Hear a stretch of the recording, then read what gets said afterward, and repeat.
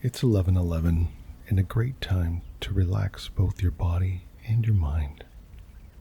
I invite you to make yourself comfortable, put away any distractions, and spend a little time with me listening to a good story. Tonight, I've chosen The Emperor's New Clothes by Hans Christian Andersen. Many years ago, there lived an emperor who was so monstrous fond of fine new clothes that he spent all his money on looking really smart. He didn't care about his army. He didn't care for going to the play or driving out in the park, unless it was to show his new clothes.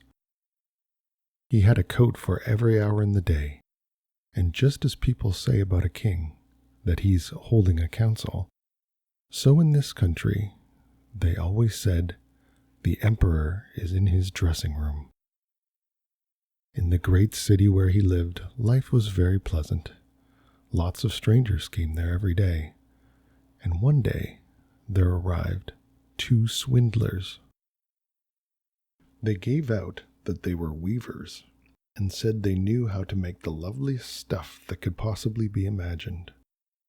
Not only were the colors and patterns extraordinarily pretty, but the clothes that were made of this stuff had this marvelous property that they were invisible to anyone who was either unfit for his situation or else was intolerably stupid. Very excellent clothes those must be, thought the emperor. If I wore them, I could tell which are the men in my realm who aren't fit for the post they hold. I could tell clever people from stupid ones. To be sure, that stuff must be made for me directly. Accordingly, he gave the 2 swindlers a large sum in advance so they might begin their work. They set up 2 looms and pretended to be working, but they hadn't a vestige of anything on the looms. In hot haste, they demanded the finest of silk and the best of gold, which they stuffed into their own pocket, and they worked away at the bare looms till any hour of the night. I should like to know how they are getting on with this stuff, thought the emperor. But to tell the truth, he had a little misgiving when he reflected that anyone who was stupid or unsuited to his post couldn't see the stuff. Of course, he was confident that he needn't be afraid for himself. All the same, he decided to send someone else first to see how things were. Everybody in the whole city knew what a marvelous power was in the stuff, and everybody was agog to see how incompetent and how stupid his neighbor was. I'll send my good old minister down to the weavers, thought the emperor. He can quite well see how the stuff is shaping. He's an intelligent man, and no one is better fitted for his post than he. So the worthy old minister went into the hall where the 2 swindlers were sitting working at a bare loom. Heaven help us, thought the old minister, staring with all his eyes. I can't see a thing. But he didn't say so. Both the swindlers begged him to be pleased to step nearer and asked if here was not a pretty pattern and beautiful colors, and they pointed to the bare looms. And the poor old minister kept staring at it, but he couldn't see anything, because there was nothing to be seen. Gracious goodness, thought he, can I be stupid? I never thought so, and nobody must get to know it. Can I be unfit for my office? No, it won't do for me to say I can't see this stuff. Well, have you nothing to say about it? Said the one who was weaving. Oh, it's charming, most delightful, said the old minister, looking through his spectacles. The pattern, the color. Yes, indeed, I must tell the emperor I am infinitely pleased with it. We are glad to hear it, said both the weavers, and proceeded to describe the colors, naming them, and the uncommon pattern. The old minister listened carefully, so as to be able to repeat it when he went back to the emperor. And so he did.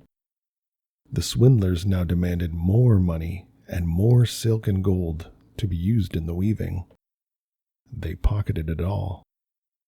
Not a thread was put up, but they went on as before, weaving the bare loom. Very soon, the emperor sent another honest official over to see how the weaving progressed and whether the stuff would be ready soon. He fared just like the minister. He looked and looked, but as there was nothing there but an empty loom, nothing could be seen. "Well, isn't that a fine piece of stuff?" said both the swindlers, exhibiting and explaining the lovely patterns that weren't there at all. "Stupid I am not," thought the man. "It must be my nice post that I'm not fit for. That would be a good joke. But I mustn't let the people notice anything." Whereupon he praised the stuff which he couldn't see, and assured them of his pleasure in the pretty colors and the exquisite pattern. "Yes, it is positively sweet," he told the emperor. Everybody in the city was talking of the splendid stuff. At last the emperor decided to see it while it was still on the loom, with a large suite of select people, among them the two worthy officials who had been there before. He went over to the two clever swindlers, who were now weaving with all their might, only without a vestige of thread. "Now, is that not magnificent?" said both the worthy officials. "Will your majesty deign to note the beauty of the pattern and the colors?" And they pointed to the bare loom, for they supposed that all the rest could certainly see the stuff. "What's the meaning of this?" thought the emperor. "I can't see a thing. This is terrible. Am I stupid? Am I not fit to be emperor? That would be the most frightful thing that could befall me.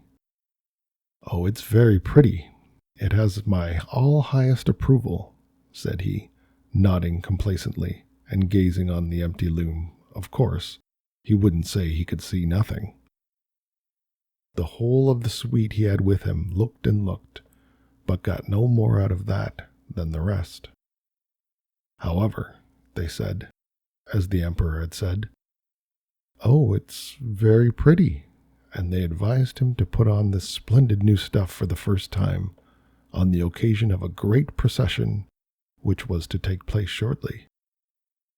Magnificent, exquisite, excellent went from mouth to mouth. The whole company was in the highest state of gratification. The emperor gave each of the swindlers a knight's cross to hang in his buttonhole, and the title of Gentleman in Weaving. The whole night, previous to the morning on which the procession was to take place, the swindlers sat up and had upwards of 16 candles lit. People could see they were hard put to get the emperor's new clothes finished. They pretended to be taking the stuff off the loom. They clipped with scissors in the air. They sewed with a needle without thread. And finally they said, "Look now, the clothes are finished." The emperor, with the noblest of his personal attendants, came thither himself. Each of the swindlers raised an arm in the air, as if holding something up, and said, "See, here are the hose, this is the coat, this is the mantle," and so on. It is as light as a spider's web. You would think you had nothing whatever on. But that is, of course, the beauty of it. "Yes," said all the attendants, but they couldn't see anything, for there was nothing to be seen. "Will your imperial majesty be graciously pleased to take off your clothes?" said the swindlers. "We can then put the new ones upon you here before the large mirror." The emperor took off all his clothes, and the swindlers behaved as if they were handing him each piece of the new suit, which was supposed to have been made. And they put their hands about his waist and pretended to tie something securely. It was the train. The emperor turned and twisted himself in front of the glass. "Heaven, how well it fits! How beautiful it sets!" said everyone. "The pattern, the colors, it is indeed a noble costume." "They are waiting outside, with the canopy which is to be borne over your majesty in the procession," said the chief master of ceremonies. "Very well. I am ready," said the emperor. "Doesn't it set well?" Once more he turned about in front of the glass, that it might seem as if he was really examining his finery. The lords in waiting, who were to carry the train, fumbled with their hands in the direction of the floor, as if they were picking the train up. They walked on, holding the air. They didn't want to let it be noticed that they could see nothing at all. So the emperor walked in the procession under the beautiful canopy, and everyone in the streets and at the windows said, "Lord, how splendid the emperor's new clothes are!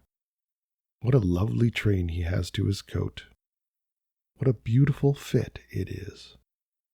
Nobody wanted to be detected seeing nothing. That would mean that he was no good at his job, or that he was very stupid. None of the emperor's costumes had ever been such a success. "But he hasn't got anything on," said a little child. "Just hark at the innocent," said its father, and one whispered to the other what the child had said. "That little child there says he hasn't got anything on." "Why, he hasn't got anything on," the whole crowd was shouting at last, and the emperor's flesh crept, for it seemed to him they were right. But all the same, he thought to himself, "I must go through with the procession." So he held himself more proudly than before, and the lords in waiting walked on, bearing the train that wasn't there at all.